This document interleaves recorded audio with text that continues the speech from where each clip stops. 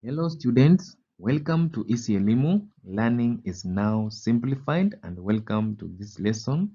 In the previous lesson, we discussed density and we said density is mass per unit volume, mass per unit volume, and the SI unit for density is kilogram per cubic meter, whose symbol are written on the screen.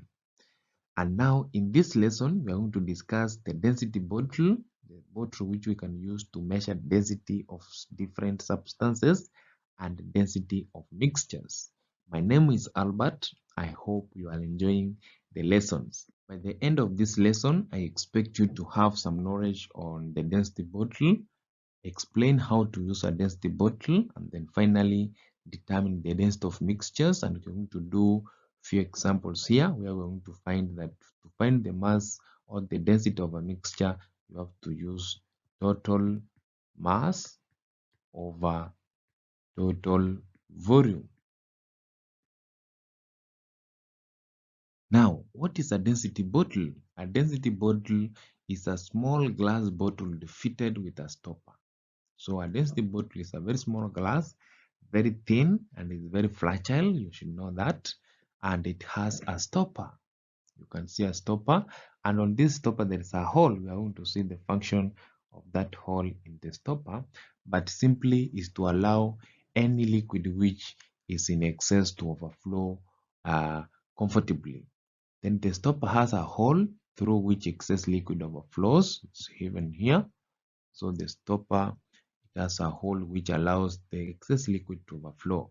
So normally the bottle has a capacity indicated on the side. So the capacity of this density bottle, for example, if you the capacity in terms of centimeter, it can be 25 cubic centimeter.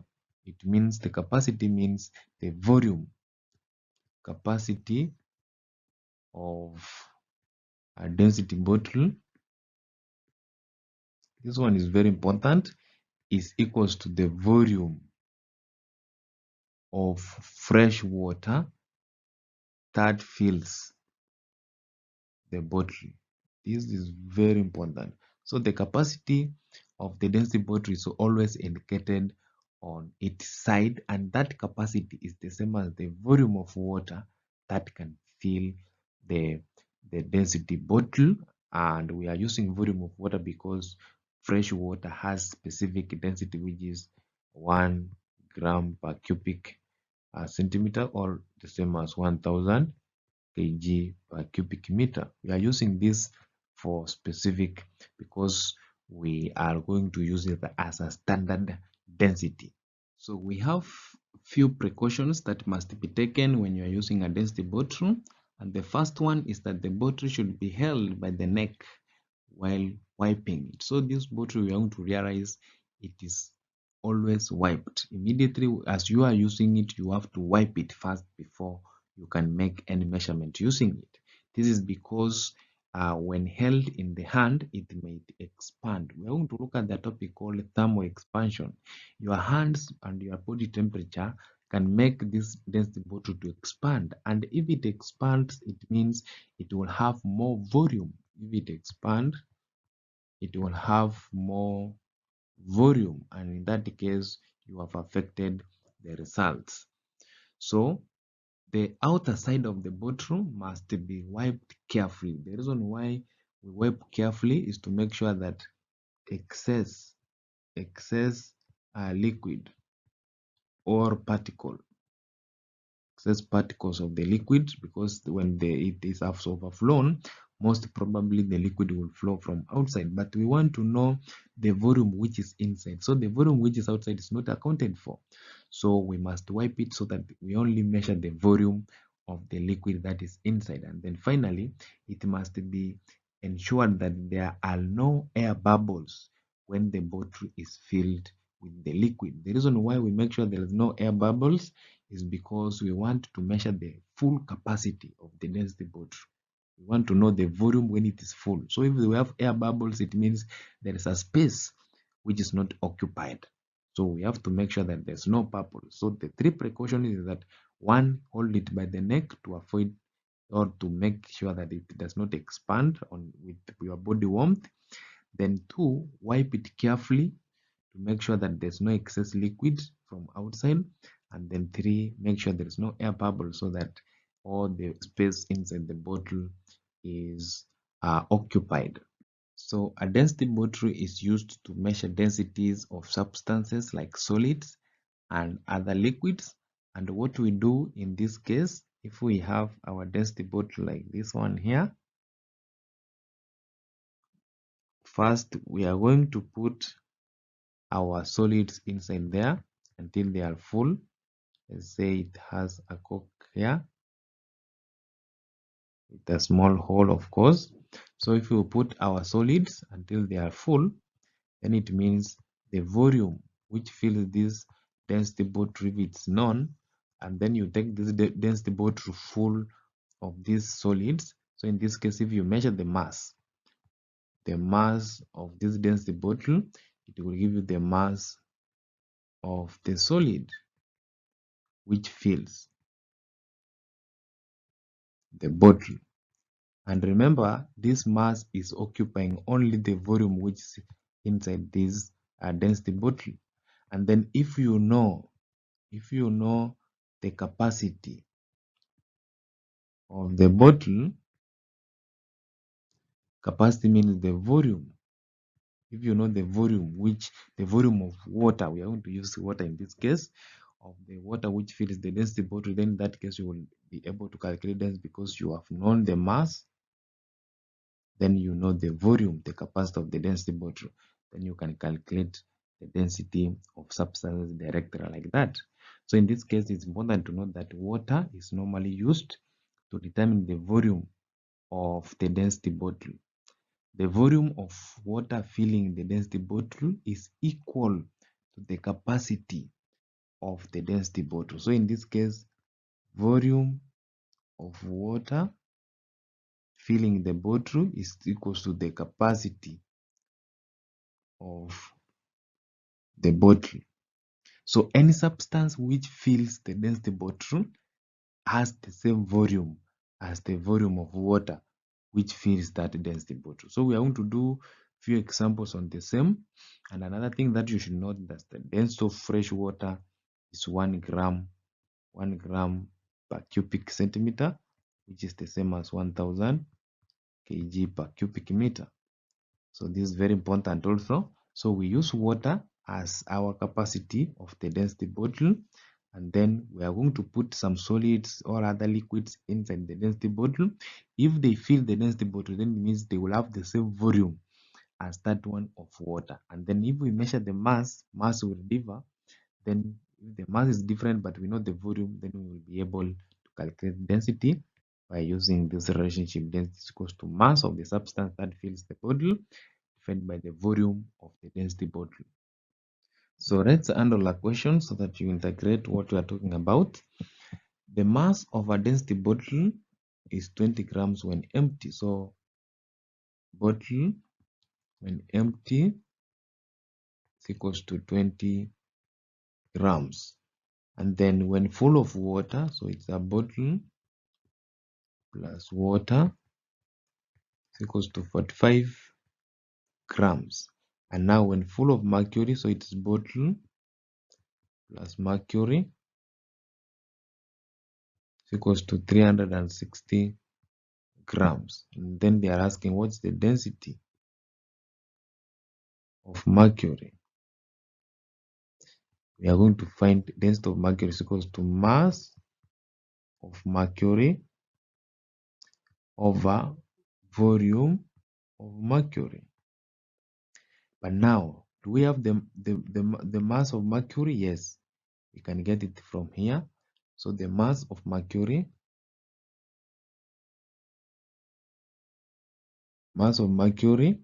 is equals to the mass of density bottle plus mercury 360 grams minus mass of empty density bottle, that is 20 grams, which is going to give us 340 grams. That is the mass of mercury. Then do we know the volume of mercury? No, but do we know the capacity, the amount of space of the density bottle, or the amount of space that the density bottle has? Yes, we can get it. Now, how do we get the amount of space occupied by the mercury in the density bottle? We will get the volume of water that fills the density bottle. Do we have the volume of water? No. We have what? We have mass. When a density bottle is filled with water, it's 45. When it's empty, it is 20. So the mass of water is equals to, when it's full of density bottle with water, 45 grams, minus density bottle when it's empty, which is 20. Then the mass of water is 25 grams. But now we have the mass of water, the density of water. Remember, at the back there we said density of water is equals to 1 gram per cubic centimeter. So now if density is equals to mass over volume, now we have density, we have volume, we are looking for, we have mass, we are looking for volume. We have density, we have mass, we are looking for volume. Then now in this case, the volume of water will be, volume of water is going to be mass, which is 25 grams, over density, which is 1 gram per cubic centimeter. In this case, gram will go with this one, then we will have 25 over 1 over a cubic centimeter, which is going to give us 25 cubic centimeter as the volume. Now, and we have said volume, we said volume of water is equals to capacity of density bottle.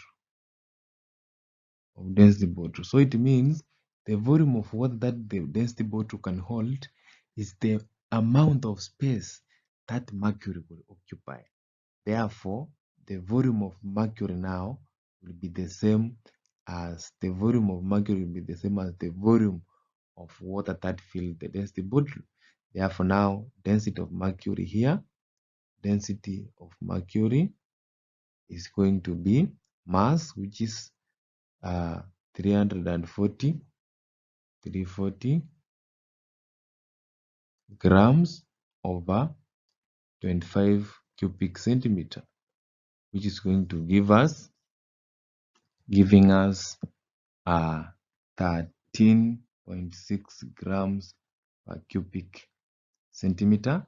If we need it in kg per cubic meter, then it will be times 1000, then it will be 13.6 times 1000, which is going to be 13,600 kg per cubic meter. So what you should note here is that the volume of water filling the density bottle is the same as the capacity of the density bottle is the same as the volume of mercury filling the density bottle. That is very important. Density of mixtures. A mixture is obtained by putting together two or more substances that does not react. The two substances should never react for it to be a mixture, because if they react, it will not be a mixture, it will be a compound. From your chemistry, I hope you are well equipped. So if now we need the density of a mixture, then we will take the total mass of the mixture. So you take mass 1 plus mass 2, then you divide by the total volume of the mixture, that's volume 1 plus volume 2. Let's do one example and then you see what we are talking about. The question reads 100 cubic centimeters of fresh water of density. So we have volume 1 is equals to 100 cubic centimeters of density. Density 1 is equals to 1000 kg per cubic meter, which is the same as, if you convert to grams per cubic meter, it will be 1 gram per cubic meter or per cubic centimeter. Then mixed with volume 2, 150 cubic centimeter of seawater of density 2, which is 1030 kg per cubic meter. If we convert to grams per cubic centimeter, you divide by 1000, it will be 1.03 grams per cubic centimeter. And now calculate the density of the mixture. Now the first thing that we do, we have density and volume in each case. So it means first thing we should know is to write the formula for the density of a mixture. Density of a mixture is equals to mass 1 plus mass 2 over volume 1 plus volume 2. But do we have mass 1 and mass 2? No. Can we get mass 1 and mass 2?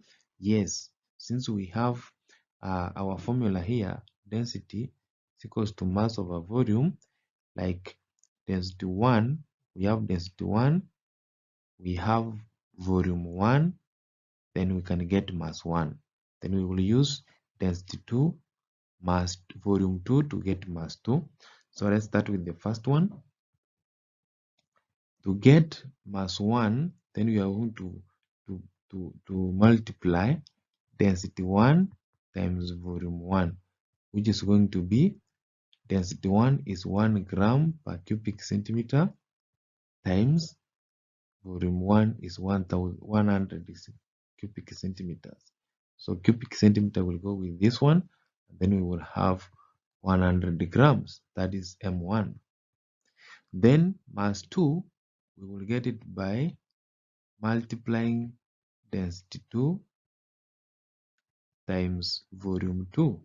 Density 2 is 1.03 grams per cubic centimeter times volume 2 is 150 cubic centimeter. Cubic centimeter will die with cubic centimeter, and then our mass 2 will be 154.5 grams. Now we have mass 1, we have mass 2. Since the volume is the same, volume 1 and volume 2, then now our density of the mixture is going to be M1, which is 100 grams, plus M2, 154.5 grams, over volume 1, 100 cubic centimeters, plus volume 2, 150 cubic centimeters. This is the same as 254.5 grams over 250 cubic centimeters. Now here it will giving us 1.018 grams per cubic centimeter. So this is the density of the mixture.